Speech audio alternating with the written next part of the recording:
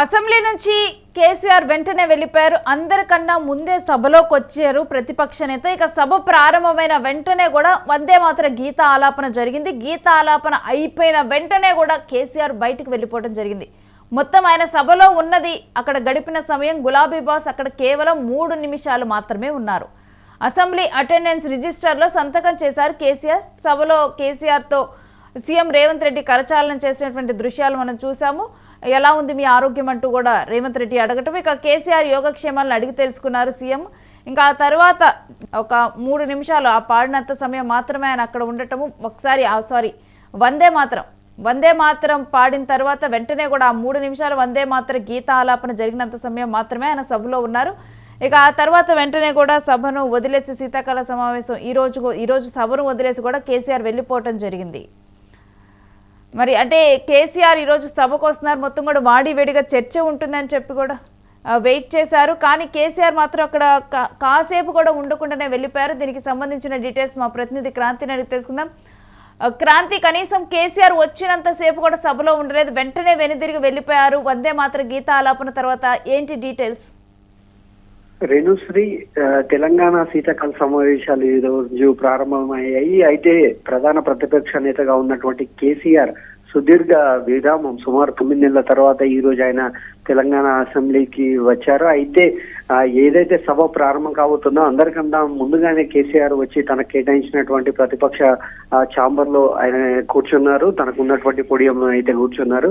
అయితే ఆయన వద్దకి అనంతరం సీఎం రేవంత్ రెడ్డితో పాటు కేబినెట్ కు సంబంధించినటువంటి కొంతమంది ముఖ్యమైనటువంటి మంత్రులు, అలాగే విప్ కాంగ్రెస్ పార్టీకి సంబంధించినటువంటి ఆది శ్రీనివాస్ వీళ్ళంతా కూడా వచ్చి ఆయనతో సమావేశమయ్యారు. కాసేపు కుశల ప్రశ్నలు వేసుకున్నారు. తన ఆరోగ్యం గురించి సీఎం కేసీఆర్, మాజీ ముఖ్యమంత్రి కేసీఆర్ ఆరోగ్యం గురించి ప్రస్తుత సీఎం రేవంత్ రెడ్డి ఆరా తీశారు. అనంతరం జాతీయ గీతాలాపన ప్రారంభమైంది. అది పూర్తయిన వెంటనే కేసీఆర్ అక్కడి నుండి వెళ్ళిపోవడం ప్రస్తుతం చర్చనీయాంశమైంది. మొత్తంగా ఆయన 3 నిమిషాలు మాత్రమే, కేవలం 3 నిమిషాలు మాత్రమే ఆయన సభలో ఉన్నట్టుగా కూడా తెలుస్తోంది. ఈ నేపథ్యంలోనే అప్పటి వరకు ఏదైతే కాంగ్రెస్ ప్రభుత్వం గత 2 సంవత్సరాల పాలన పైన, ప్రజా వ్యతిరేక విధానాలపైన, రేవంత్ రెడ్డి సర్కార్ అనుసరిస్తున్నటువంటి విధానాలపైన పోరాటం చేయాలనేటువంటి ఒక పిలుపును కొంతకాలంగా సీఎం మాజీ ముఖ్యమంత్రి కేసీఆర్ ఇస్తూ వచ్చారు. అయితే సడన్ గా సభ వేదికగా ప్రభుత్వానికి బీఆర్ఎస్ పార్టీ ప్రశ్నిస్తుంది. కేసీఆర్ తన మార్కును చూపెడతారు ఈ సభ నుండి ఇక నుంచి అనేటువంటి ప్రచారం అయితే సభకు ముందు జోరుగా సాగింది. కానీ చివరి నిమిషంలో కేవలం 3 నిమిషాల్లో తన మొత్తం ఎపిసోడ్ అసెంబ్లీకి రావడం, వెళ్ళడం, కాసేపు ముఖ్యమంత్రితో కావచ్చు, కొంతమంది మంత్రులతో కావచ్చు మాట్లాడడం, ఇదంతా కూడా చకచక జరిగిపోయింది. కేవలం 3 నిమిషాలు మాత్రమే కేసీఆర్ సభలో ఉన్నటువంటి అంశం ప్రస్తుతం చర్చానీయాంశమైంది. ఓవైపు ఈ వ్యవహారంతో ఇటు కాంగ్రెస్ పార్టీకి సంబంధించినటువంటి కొంతమంది సోషల్ మీడియాలో పోస్టులు పెడుతున్నారు. 3 నిమిషాల ముచ్చటగా 3 నిమిషాలు కేసీఆర్ సినిమా క్లోజ్ అయిందంటూ కొన్ని రకమైనటువంటి కామెంట్స్ అయితే ఇక్కడ వ్యక్తమవుతున్నాయి. అవి మరోవైపు దీనికి కౌంటర్ ఇవ్వలేకపోతున్న పరిస్థితి బీఆర్ఎస్ లో నెలకొంది. బీఆర్ఎస్ కు సంబంధించినటువంటి నేతలు కూడా కొంతమంది అనఫిషియల్ గా మాట్లాడుతూ అసలు ఏంటి ఏదో జరుగుతుంది సభలో, కనీసం ఎందుకంటే ఈ రోజు సభలో ఎలాంటి ప్రధానమైన చర్చలు లేవు, కేవలం సంతాప సభలకు సంబంధించినటువంటి గతంలో సభలో ఉన్నటువంటి మరణించినటువంటి ఎమ్మెల్యేలకు సంబంధించినటువంటి ఇటు రామరెడ్డి కావచ్చు, కొండా లక్ష్మారెడ్డి, వీళ్ళిద్దరికి సంబంధించినటువంటి సంతాప తీర్మానాలు మాత్రమే ఈ రోజు సభలో ప్రవేశపెట్టింది ప్రభుత్వం. కనీసం ఆ సభలు అయిపోయి వాళ్లకు ఒక సంతాప సూచకంగా ఇస్తున్నటువంటి ఒక గౌరవం కూడా ఇవ్వకముందే కేసీఆర్ సభను వీడడం అనేటువంటిది కాస్త చర్చనీయాంశం. అయితే క్రాంతి, ఈసారి శీతాకాల సమావేశాలు చాలా వేడిగా జరుగుతాయి, అధికార పక్షాన్ని ఇరుకును పెడతారు కేసీఆర్ అంటూ కూడా మాట్లాడారు. కానీ 3 నిమిషాలు కూడా మొదటి రోజు సభలో కేసీఆర్ ఉండలేదు. తర్వాత ఆయన వరుసగా సభకు వస్తారా, ఈ శీతాకాల సమావేశాలకి హాజరు అవుతారా అని చెప్పి కూడా చర్చ జరుగుతోంది. అయితే రేణుశ్రీ, వాస్తవానికి ప్రభుత్వం ప్రత్యేకంగా ఇప్పుడు ఉన్నటువంటి ఈ శీతాకాల సమావేశంలో 2 రోజులను ఈ తెలంగాణకు సంబంధించినటువంటి నదీ జలాలు, ముఖ్యంగా ఇటు కృష్ణా గోదావరి 2 నదీ జలాలకు సంబంధించినటువంటి అంశాలను చర్చించాలనేటువంటి ఒక స్కెడ్యూల్ అయితే ప్రకటించింది. ఇందులో భాగంగా జనవరి 2వ తారీఖున, నిజానికి ఈ రోజు సభ అసెంబ్లీ అధికారికంగా ప్రారంభమైనప్పటికీ సంతాప తీర్మానాల అనంతరం సభ వాయిదా పడింది. 3 రోజుల పాటు అసెంబ్లీకి సెలవు ఇస్తున్నట్టుగా కూడా స్పీకర్ గడ్డం ప్రసాద్ ప్రకటించారు. అయితే బీఏసీలో తదుపరి షెడ్యూల్ అనేటువంటిది ఖరారు అవుతున్నట్టుగా కూడా సమాచారం అందుతోంది.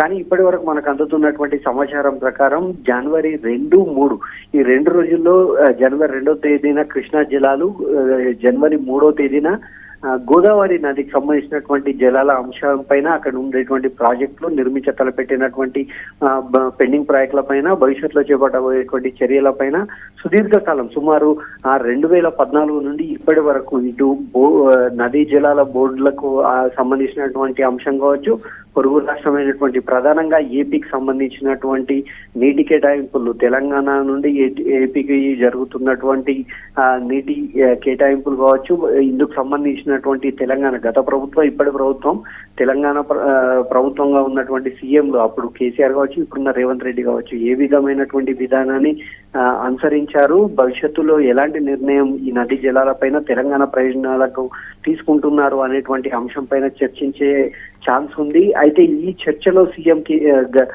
రేవంత్ రెడ్డి గతంలోనే ఒక సవాల్ విసిరారు కేసీఆర్ కి.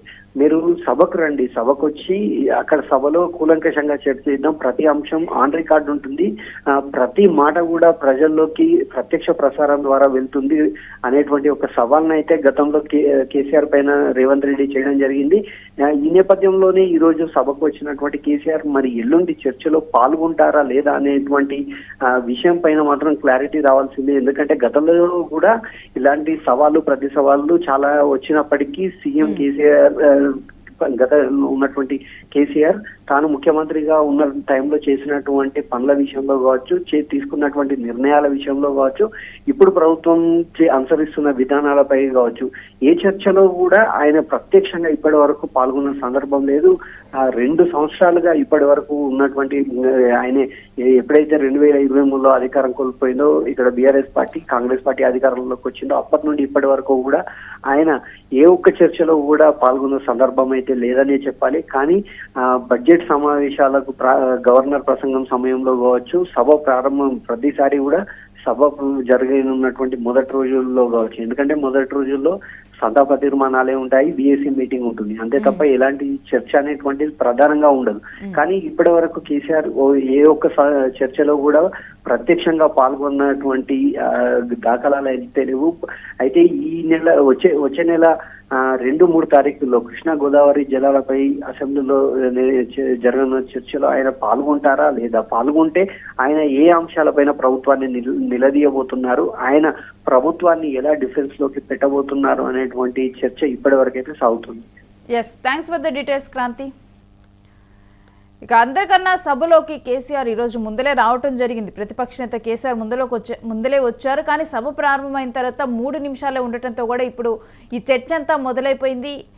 ఈ 2వ తారీఖు, 3వ తారీఖును కూడా నీటి పంపుదల, కృష్ణా జలాలు, గోదావరి జలాలు, ఈ రెండింటి గురించి కూడా చర్చ ఉండనుంది. ఆ టైంలో కూడా కేసీఆర్ ఫుల్గా విరుచుకు పడతారు. కేసీఆర్కి ఇవన్నీ కూడా కొట్టిన పిండి, జలాల విషయం అనేది కూడా, నీటి విషయం అనేది చాలా కొట్టిన పిండి.